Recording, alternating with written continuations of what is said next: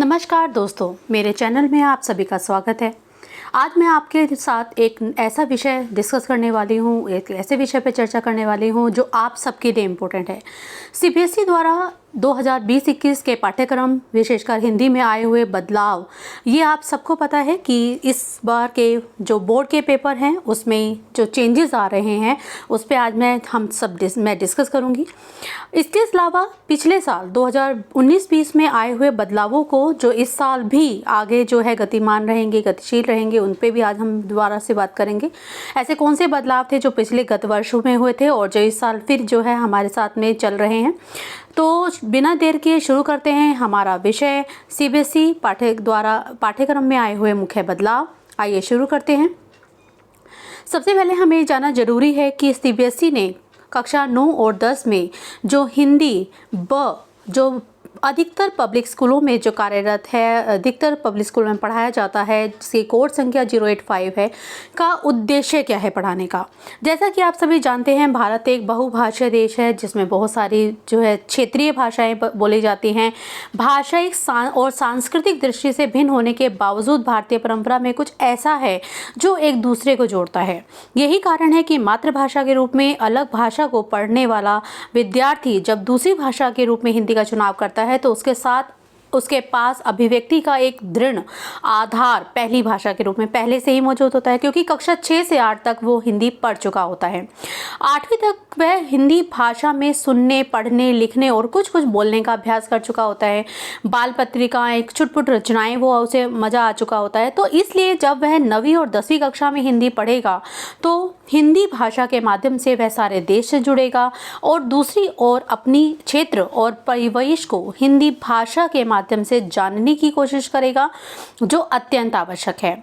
और आपके लिए एक और मैं आपको स्पष्ट कर दूं कि कई जो है सरकारी नौकरी जैसे आईएएस है, आईपीएस है, इसमें 10वीं तक हिंदी जो है अनिवार्य है और इसलिए हिंदी जो है कक्षा 9 और 10 में पढ़ना जो है बेहतर उपाय है। दूसरी सबसे ज़रूरी बात कि कक्षा 9 और 10 में जो सीबीएसई ने जिस पाठ्यक्रम की रचना की है, जो पाठ्यक्रम बनाया है, उसका उद्देश्य क्या है, क्या हम सीखेंगे, तो इसे जानना भी बहुत ज़रूरी है। सबसे पहले कि दैनिक जीवन में जो हिंदी बोलने और समझने के साथ साथ लिखने की क्षमता का विकास होता है। हिंदी के किशोर साहित्य, अखबार, पत्रिकाओं को पढ़कर समझ पाते हैं, आनंद उठा पाने की क्षमता का विकास होता है। औपचारिक विषयों पर में बातचीत करने की क्षमता विकास होता है। वो तथा अनुभव जो है, जो हिंदी के जरिए अनुभव वो संसार से लेते हैं, उन्हें अभिव्यक्त कर पाते हैं। आपको पता ही है कि कक्षा में जो है बहुभाषिक और बहुसांस्कृतिक संदर्भों के प्रति जो है संवेदनशीलता, सकारात्मक सोच उनकी बनने शुरू हो जाती है। सामाजिक मुद्दों पर उनकी समझ बनना शुरू हो जाती है। कविता, कहानी, घटनाओं को रोचक ढंग से लिखना उन्हें आने लगता है और अपनी मातृभाषा से जो जुड़ाव है वो बढ़ जाता है। जाति, धर्म और रीति रिवाज, लिंग के विषय को समझने की क्षमता का विकास होता है, क्योंकि उनके अंदर तार्किक जो दृष्टिकोण है, तार्किक जो समझ है वो बनने शुरू हो जाती है। इसलिए कक्षा 9 और 10 में हिंदी भाषा को जो है अपनाया गया है, जो अत्यंत आवश्यक है। आज हम सबसे पहले जो मुख्य विषय है उस पे आते हैं। कक्षा 9 और 10 में सत्र 2019 और 20 के अंतिम चरणों में कुछ बदलाव किए गए और ये बदलाव ऐसे थे जिसके साथ में बच्चों को जो है बताना बहुत ज़रूरी था और ये बदलाव वर्तमान में भी कार्यरत है। जैसे कि पठन भाग में अपठित काव्यांश को हटा दिया गया था। दूसरा, अंक संबंधी उन्होंने बदलाव किए थे। अपठित जो पठन भाग था जिसमें अपठित गद्यांश 9 अंक का और अपठित काव्यांश 6 अंक का था, तो काव्यांश के जो 6 अंक थे वो बाकी में विभाजित कर दिए गए, जिसमें अपठित गद्यांश 10 अंक का हो गया। व्याकरण 16 अंक की हो गई जो पहले 15 अंक की थी। साहित्य 28 अंक का हो गया जो पहले 25 अंक का था और लेखन भाग जो पहले 25 का था वो अब 26 अंक का हो गया। इसके साथ साथ 26 अंक कैसे विभाजित हुए हैं वो भी हम डिस्कस कर लेते हैं। अनुच्छेद लेखन जो पहले 5 अंक का था वो 6 अंक का कर दिया गया। पत्र 5 अंक, सूचना 5 अंक, संवाद लेखन 5 अंक और विज्ञापन 5 अंक जो है विभाजित किए गए हैं। ये जो सत्र, ये जो बदलाव थे जो बिल्कुल अंतिम चरणों में आए, ये बदलाव 2020 और 21 में एज इट इज़ जो है कार्यरत है। जिसमें अपठित काव्यांश हटा दिया गया है। ये सबकी जानकारी के लिए मैं बता रही हूँ। अंक संबंधी बदलाव में अपठित गद्यांश 10 अंक का ही आएगा, व्याकरण 16 अंक की आएगी, साहित्य 28 अंक का आएगा, लेखन भाग 26 अंक का आएगा। लेकिन इन सब के बदलाव के साथ आज वर्तमान में जो नया सीबीएसई का जो फॉर्मेट आया है उसके अंतर्गत 2020-21 में व्याकरण और लेखन भाग में ज़बरदस्त बदलाव किए गए हैं और इन बदलावों के बारे में बच्चों को अवगत होना बहुत ज़रूरी है, क्योंकि कई व्याकरण भाग जो है, कई व्याकरण जो है बदल दी गई है उनके भाग को। जैसे आइए डिस्कस करते हैं। सत्र 2020-21 व्याकरण में आए हुए बदलाव। आपको मैं बता दूं कि व्याकरण बिंदु जो कक्षा 9 में बदलाव आए हैं, शब्द और पद जो पहले कक्षा 10 में पढ़ाया जाता था वो कक्षा 9 में कर दिया गया है।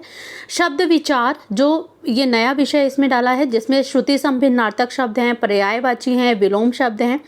उपसर्ग और प्रत्यय पहले वाला ही है। अर्थ की दृष्टि से वाक्य भेद ये नया विषय इसमें ऐड हुआ है। और वर्ण विच्छेद जो पिछले कई सालों से पढ़ाया जा रहा था उसे हटाकर सिर्फ अनुस्वार और अनुनासिक जो व्याकरण भाग है उसको डाला गया है, जिसमें शब्द के ऊपर चिन्ह, अनुस्वार और अनुनासिक चिन्ह लगाने के संबंध में प्रश्न आ सकते हैं। कक्षा 10 में व्याकरण में संबंध में बदलाव, पदबंध इसमें नया विषय ऐड किया है।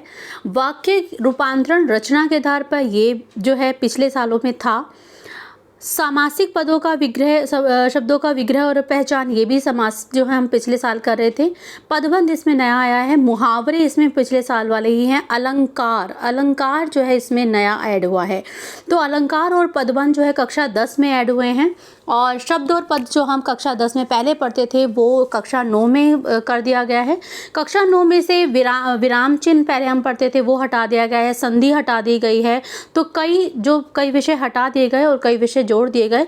और ये बदलाव ऐसे हैं जो वास्तव में जो है जानने योग्य हैं। अगर आप इनसे अवगत नहीं होंगे तो कहीं ऐसा ना हो कि आप कुछ छोड़ दें या आप जो है इसमें से कोई मिस कर दें।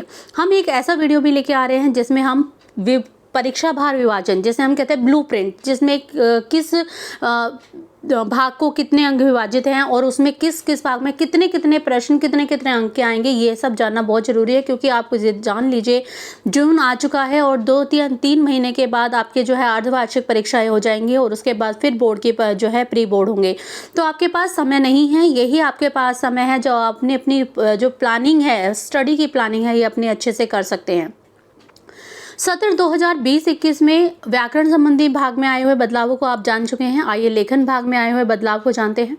कक्षा 9 में लेखन भाग में अब 26 अंक का है। अनुच्छेद 6 अंक, अनौपचारिक पत्र 5 अंक, संदेश लेखन 5 अंक, नारा लेखन 5 अंक और संवाद लेखन 5 अंक। तो आप देखेंगे कि जो व्याकरण भाग, लेखन भाग है, इसमें कक्षा 9 में जो है संदेश, नारा जो है, नारा लेखन जो है ये नया ऐड हुआ है और इसके बारे में ये अपने आप में नया है। आप इसे इंग्लिश में मैसेज राइटिंग और स्लोगन राइटिंग कह सकते हैं और ये बच्चे की कला को विकसित करने का जो है एक नया माध्यम है।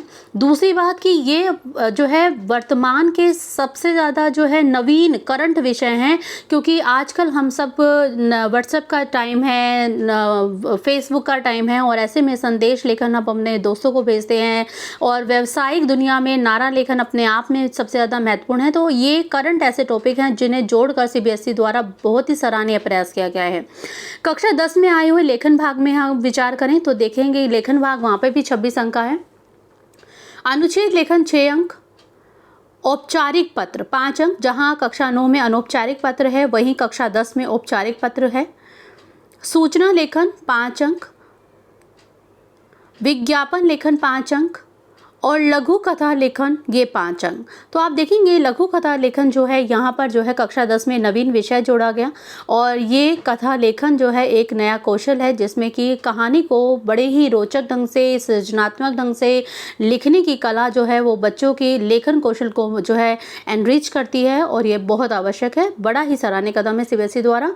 तो आप देखेंगे कि इस तरह से हमने जो है व्याकरण भाग में अंक संबंधी और लेखन भाग में आए हुए बदलावों को जाना। बच्चों अब मैं आपको जो अब बताने वाली हूँ वो सबसे ज़्यादा इम्पोर्टेंट है। अब मैं जो डिस्कस करने वाली हूँ आप उसको हमेशा ध्यान रखिए कि सीबीएसई इन लेखन भाग में किन किन विषयों में क्या क्या चीज़ की डिमांड करती है, यानी कि क्या किन के, अगर हम कहें अनुच्छेद लेखन, तो अनुच्छेद लेखन में ऐसे क्या तत्व होने चाहिए आपके में जिसमें आपको पूरे 6 अंक मिले, या पत्र में आप ऐसा क्या लिखे, पत्र में किन चीज़ों को ध्यान रखना चाहिए जिसमें वहाँ पे 5 अंक मिले।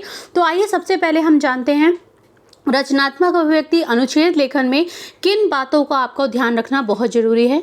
बच्चों, अनुच्छेद लेखन में सबसे पहले मैं अंक विभाजित करना बता देती हूँ। अनुच्छेद लेखन 6 अंक का है, जिसमें कि 4 अंक आपकी विषय वस्तु के हैं, 1 अंक आपका जो है प्रस्तुतिकरण का आता है और 1 वर्तनी शुद्धता का आता है। ठीक है, वर्तनी इनकी स्पेलिंग, तो ये आपके इसमें टोटल आपके हाथ में जो है 6 अंक हैं, जिसमें से जो सीबीएसई जो है अंक विभाजित करती है, या सीबीएसई जिन चीज मार्क चिन्हों को देखना चाहती है आपके अनुच्छेद में, वो ध्यान देने योग्य बातें हैं। सबसे पहले पूर्णता कि संबंधित विषय के सभी पक्षों को अनुच्छेद के सीमित आकार में संयोजित करने की कला आनी चाहिए, क्रमबद्धता होनी चाहिए, विचारों को कैसे आपको सीक्वेंस वाइज व्यवस्थित ढंग से जो है तर्क संगत ढंग से प्रकट करना है वो आपको समझ में आना चाहिए। विषय केंद्रित, यानी कि आप जिस विषय पर अनुच्छेद लिख रहे हैं वो विषय जो है आप उसी के आसपास ही अपने अनुच्छेद को लिखिए। आप अगर विषय से भटकाव हो जाएगा तो उसमें भी अंक काट लिए जाते हैं।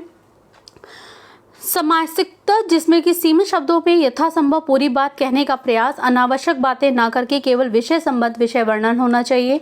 तो आप ये देखेंगे कि विषय जो है, विषय वस्तु जो है वो सबसे ज़्यादा मुख्य है।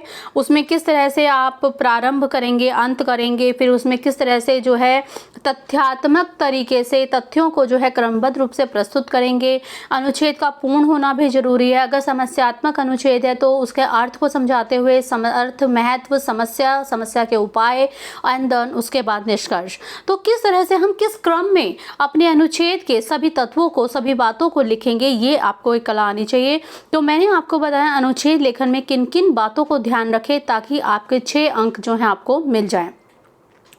आइए पत्र लेखन में बात करते हैं। अनौपचारिक पत्र जो हमारे कक्षा 9 में है, विचार विमर्श का जरिया जिसमें मैत्रीपूर्ण भावना, निहित सरलता, संक्षिप्त और सादगी के साथ लेखन शैली होनी चाहिए। अर्थात सीबीएसई कहता है कि जब आप अनौपचारिक पत्र अपने प्रियजनों को लिखें तो उसमें जो है आपका प्रेमपूर्ण जो संबंध, भावना है वो व्यक्त होनी चाहिए। भाषा सरल होनी चाहिए। संक्षेप में आपको संपूर्ण विषय लिखना होगा और सादगी के साथ लिखना होगा। भाषा शैली में आपको वो मान के चलता है कि सरल बोलचाल की भाषा शैली आप प्रयोग करें, सटीक शब्दों का प्रयोग करें और सीधे साधे ढंग से आप स्पष्ट रूप से अपनी बात प्रस्तुत करते हैं। औपचारिक पत्र जो कक्षा 10 में है उसमें जो है रोज की जो दिनचर्या है उसके जीवन से में भी जो विभिन्न स्थितियां आती हैं, जैसे कि कार्य करने की, व्यापार करने की, संवाद की, परामर्श की, अनुरोध की, तो ये आप देख सकते हैं कि औपचारिक पत्र में कई जो है प्रकार होते हैं, जैसे शिकायती पत्र होता है, व्यावसायिक पत्र होते हैं, सुझाव पत्र होते हैं, आवेदन पत्र होते हैं, प्रार्थना पत्र होते हैं। तो उनको कैसे लिखना होता है, वहाँ पे भाषा आपकी कैसी होगी, किस तरह की आप जो है आपके अंदर आप अपनी बात को रखेंगे, ये सब आपको ध्यान रखने हैं। औपचारिक और अनौपचारिक से संबंधित वीडियो मेरी जो है मेरे चैनल पे हैं, आप वहाँ पे सब्सक्राइब कर सकते हैं, आप वहाँ पे पढ़ सकते हैं और बहुत ही सरल तरीके से मैंने उसमें जो है प्रारूप को समझाया हुआ है, वो आपकी मदद कर सकता है। दूसरी सबसे बात कि प्रारूप के जो आवश्यक औपचारिकताएं हैं, जैसे वो आपको अच्छे से रखनी चाहिए। आवश्यक तथ्य है, क्रमबद्ध विचार है और बड़ी ही सरलता से अनावश्यक तथ्यों को ना लिखते हुए आप इसको विषय को कंप्लीट करेंगे और देखेंगे कि अगर आप इस तरह सभी बातों का ध्यान रखेंगे तो आपके जो अंक हैं वो कहीं नहीं गए, 5 अंक आपको पूरे मिलेंगे। इसके अलावा विज्ञापन लेखन में किन बातों का ध्यान देना चाहिए। विज्ञापन लेखन में जो विज्ञापित वस्तु है उनके विशिष्ट गुणों का उल्लेख करना आपको अति आवश्यक है। आकर्षक लेखन शैली होनी चाहिए। प्रस्तुतिकरण में नयापन होना चाहिए। ऐसा नहीं कि आप जो है कहीं से भी किसी की कॉपी कर लें या फिर जैसे आप कोई एडवर्टाइज देखते हैं वहाँ से कॉपी नहीं करनी। आपका अपना जो मौलिकता होनी चाहिए इसमें। वर्तमान से आपका जुड़ाव होना चाहिए। इनकी जो आपकी जीवनचर्या है वहाँ से उसको नवीनता के साथ आप वर्तमान के अनुभवों से जोड़ते हुए से लिखेंगे। नारे का प्रयोग इसमें उपयोग है और वो कहते हैं कि विज्ञापन लेखन में चित्र और रंग का प्रयोग जो है अनिवार्य नहीं है, लेकिन आप करें तो आपके अंक जो है और अच्छे आ सकते हैं। संवाद लेखन जो होता है इसमें जो सबसे ज़रूरी बात है वो आपको ध्यान देनी चाहिए। पहला कि 2 या 2 से अधिक लोगों के बीच में होने वाली बातचीत विषय काल्पनिक या किसी भी वार्ता को सुनकर जो हम संवाद करते हैं वो ये किसी भी संदर्भ में हो सकता है, कहानी के संदर्भ में हो सकता है, नाटक हो सकते हैं, फिल्म का टीवी सीरियल्स हो सकते हैं। ये एक तो रचनात्मक शक्ति का विकास होता है। दूसरा कि इसमें पात्रों की इसमें क्या बातें ध्यान देनी चाहिए। पहला कि आपको विराम चिन्हों पे ध्यान देना चाहिए। दूसरा, इसमें पात्रों के अनुसार विषय शैली, भाषा शैली आपकी होनी चाहिए। अगर ग्रामीण परिवेश का कोई व्यक्ति है तो आप देखोगे कि भाषा में उन्हीं तत्वों को, उन्हीं शब्दों को प्रयोग करेंगे। दूसरा, शब्द सीमा को आपको ध्यान देना है और उससे जुड़े उद्देश्यपूर्ण संवाद लिखने हैं। कई बार बच्चे हाय, हेलो, नमस्ते को इसमें और नीचे जो है जोड़ देते हैं। विषय वस्तु बच्चों आप ध्यान देंगे, विषय वस्तु में आपके हाय, हेलो, नमस्ते ये सब हटा के विषय वस्तु काउंट होगी। यह आप हमेशा ध्यान रखिए। अगर विषय वस्तु के आपके 3 अंक या 4 अंक, 3 अंक हैं तो 3 अंक में आपकी विषय वस्तु के अकॉर्डिंग जो है दोनों पात्रों के कम से कम 3-3 संवाद उसमें होने आवश्यक हैं। दूसरी बात, इसमें विराम चिन्हों के आपका 1 अंक और 1 अंक जो है आपकी प्रस्तुतिकरण का कटता है। तो आप ये ध्यान रखेंगे कि प्रस्तुतिकरण में जो विचार है वो क्रमबद्ध रूप से आए, विचार विषय से संबद्ध रहे और विषय से भटकाव ना हो। कई बार बच्चे लिखते लिखते, जैसे कि अगर उन्हें स्वच्छता के ऊपर संवाद लिखा है तो स्वच्छता से लिखते लिखते वो महंगाई के ऊपर चले जाते हैं। तो आप इस तरह की गलतियां ना करें, विषय से भटकाव ना करें, विषय पर ही रहें और विषय वस्तु को ध्यान दें। हाय, हेलो, नमस्ते विषय से अलग करके, मतलब अलग ही काउंट होगा, उसको काउंट ना करें उसमें अपने कंटेंट में। और इस छोटी छोटी बातों को ध्यान रखेंगे तो आपके अंक जो हैं बहुत ही सुरक्षित रहेंगे। हाव भाव का ध्यान रखना बहुत जरूरी है और संवाद लेखन के अंत में या विषय पर पूरी वार्ता होनी चाहिए। ऐसा नहीं कि आप वार्ता बीच में खत्म नहीं हुई और आपने समाप्त कर दिया, तो वार्ता की समाप्ति भी अच्छे से की जानी चाहिए। तो आप इन छोटी छोटी बातों का ध्यान रखें। इसका अगला आता है सूचना लेखन। सूचना लेखन में देखेंगे क्या लिखना है। सूचना लेखन तो बच्चों औपचारिक होता है भाषा शैली। इसके बाद ये सार्वजनिक होता है, व्यक्तिगत नहीं होता, व्यक्तिगत संदेश लेखन होता है। तो ये सूचना और संवाद में क्या डिफरेंस है, इसका वीडियो मैंने अपने उसमें चैनल पर डाला हुआ है, आप वहाँ से दोनों के बीच के अंतर को बहुत अच्छे से समझ सकते हैं। सूचना लेखन सार्वजनिक होता है और इसकी भाषा शैली भी औपचारिक होती है। कम शब्दों में हम अधिक से अधिक जानकारी देने की कोशिश करते हैं। इसके में क्या क्या ध्यान देने योग्य बातें हैं। पहला, इसमें उद्देश्य की स्पष्टता होनी चाहिए, आम बोलचाल शब्द और सरल वाक्यों का प्रयोग होना चाहिए, शीर्षक स्पष्ट होना चाहिए, विषय वस्तु स्पष्ट होनी चाहिए, उपयोगी संपर्क सूत्र के साथ आपको इसमें लिखने की कला आनी चाहिए। तो इन छोटी छोटी बातें जो हैं इसमें प्रारूप के 1 अंक होते हैं। दूसरा, इसमें 3 अंक जो है विषय वस्तु के होते हैं और 1 अंक इसमें वर्तनी शुद्धता का होता है। तो आप ये ध्यान रखेंगे। संदेश लेखन और नारा लेखन जो कक्षा 9 में नए विषय ऐड हुए हैं, इसमें देखिए, इसमें सबसे ज़रूरी बात कि संदेश लेखन जो है विषय से संबद्ध हो, संक्षिप्त हो, अर्थपूर्ण हो, भाषाई दक्षता हो, सरल शब्दों का प्रयोग हो, प्रस्तुतिकरण और रचनात्मकता इसमें मुख्य है। वहीं नारा लेखन आप देखेंगे, नारा लेखन में शब्दों का उपयुक्त चयन, आपसी तालमेल, विषय से संबद्धता, आकर्षक और मौलिकता। मौलिकता मतलब आपका अपना होना चाहिए, ओरिजिनल होना चाहिए, किसी और के जो है आप शब्दों का प्रयोग करके नहीं। जैसे घड़ी डिटर्जेंट का पाउडर का है, पहले इस्तेमाल करें फिर विश्वास करें, तो आप यही शब्द ऐसे इट इज़ नहीं प्रयोग कर सकते। आपकी अपनी नारा लेखन में ओरिजिनलिटी होनी चाहिए, आपकी अपनी क्रिएटिविटी होनी चाहिए, जिसके अंक यहाँ पे मिलेंगे। ठीक है, तो आप अगर इन बातों का ध्यान देंगे, इन दोनों से संबंधित भी वीडियो मेरी चैनल पे हैं, आप वहाँ से देख सकते हैं और सरलता से सीख सकते हैं, जिसमें मैंने बहुत ही सरल माध्यम से इसको समझाया हुआ है। इसके अलावा कहानी लेखन जो कक्षा 10 में ऐड हुआ है, इसमें कहानी कैसे होनी चाहिए, कहानी में निरंतरता होनी चाहिए, जिसमें प्रवाह होना चाहिए। एक मतलब बीच में ऐसा ना हो कि कहीं यहाँ से टूटी और यहाँ से जुड़ी और वहाँ कहाँ कौन सी भी कहानी चल रही है पता नहीं चल रहा। कल्पना शक्ति का प्रयोग होना चाहिए, कल्पना होनी चाहिए, पात्र अनुकूल संवाद होने चाहिए। दूसरा कि जब हम कहानी सुनते हैं तो कहानी की जो सबसे मुख्य जो विशेषता होती है वो उसकी जिज्ञासा, रोचकता, आगे क्या होगा, आगे क्या होगा, जानने की इच्छा जो होती है वो उसके कहानी के अंदर होनी चाहिए। और कथात्मक होनी चाहिए, मतलब कहानी कही जाने वाली। तो ये अगर ये आप ध्यान रखोगे तो आपके अंक जो हैं आपके पूरे 5 अंक आएंगे और कहीं भी अंक नहीं कटेगा। तो बच्चों ये मैं आपके लिए जो वीडियो लाई हूँ ये वास्तव में आपके लिए उपयोगी सिद्ध होगी, क्योंकि सीबीएसई ने जो चेंजेस आ रहे हैं लगातार, पिछले साल जो उन्होंने चेंजेस किए, इस साल जो उन्होंने चेंजेस किए हैं व्याकरण में, अंक संबंधी, लेखन संबंधी, इसकी जानकारी आपको होना बहुत ज़रूरी है। आप अगर आपको ये वीडियो पसंद आए तो आप लाइक कीजिए, सब्सक्राइब कीजिए एंड शेयर कीजिए, ताकि अधिक से अधिक लोग, बच्चे जो है इन ज़रूरी बातों से अवगत हो सकें और वे अपने बोर्ड की परीक्षाओं में अच्छे अंक ला सकें। और इसी बस शुभकामनाओं के साथ, लेकिन मैं आगे आपको एक ज़रूर बात बताऊंगी कि अगले वीडियो मैं और ला रही हूं जिसमें आपको जो है ब्लूप्रिंट के साथ मैं डिस्कस करूंगी जिसमें किस विषय में कितने अंक हैं और किस विषय में किस तरह के प्रश्न आएंगे, ये आपको जानना बहुत ज़रूरी है, ताकि आप जब आप परीक्षा की तैयारी करो तो आप इन सब बातों को आपको ध्यान हो और आप उसी तरह से अच्छे अंक ला सको। तब तक के लिए धन्यवाद, बाय।